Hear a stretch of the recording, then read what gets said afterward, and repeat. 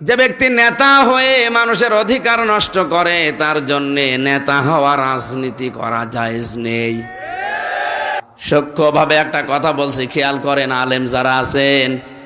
হযরতে আদম থেকে কিয়ামত পর্যন্ত যত মানুষ আসবে কোন মানুষকে আল্লাহ নেতা বলে ডাক দেননি।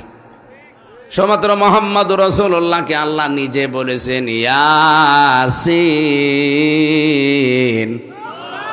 হে নেতা। হে কি? হে নেতা। আল্লাহর ঘোষিত নেতা পৃথিবীতে একজনই।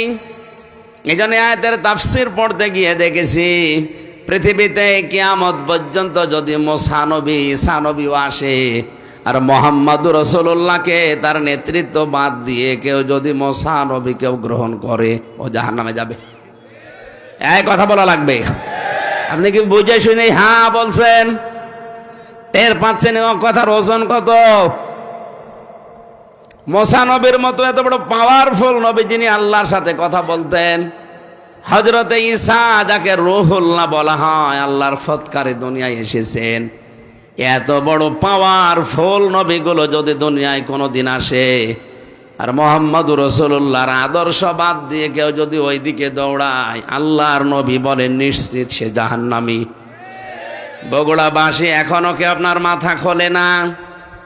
এত বড় নবীরা তাদেরকে যদি মেনে নিলে জাহান্নামে যাওয়া লাগে এখন, তাহলে বিশ্ব নবী বাদ দিয়ে আজ যারা অন্য কাউকে আদর্শ মেনে রাজনীতি করছেন, সরাসরি ফতোয়া দিলাম আপনি জাহান্নামী। আর কারো লাগবে না। কারণ ইয়াসিন শব্দের 5টা অর্থ আছে তাফসিরে কাবিরে। সিন মানে সাজ্জিদুল আলামিন, সিন মানে সাজ্জিদুল বাশার, সিন মানে সাজ্জিদুল কাউনাইন, সিন মানে সাজ্জিদুল আম্বিয়া, সিন মানে সাজ্জিদুল মুরসালিন। 1 ঘন্টা কথা বললে আমি কমপক্ষে 20 ঘন্টা ওই আয়াতের উপরে দেখে আসি। যত তথ্য আছে সব ডেলিভারি দিতে গেলে হয়তো অনেক সময় লাগবে, এই জন্য তাড়াতাড়ি করছি।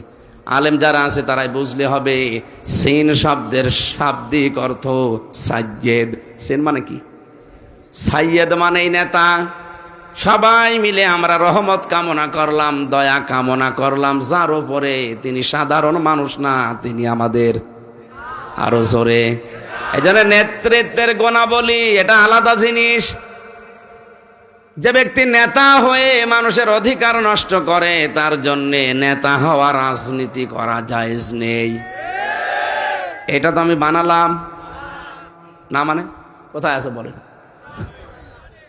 কোরআনে তো কোন জায়গায়?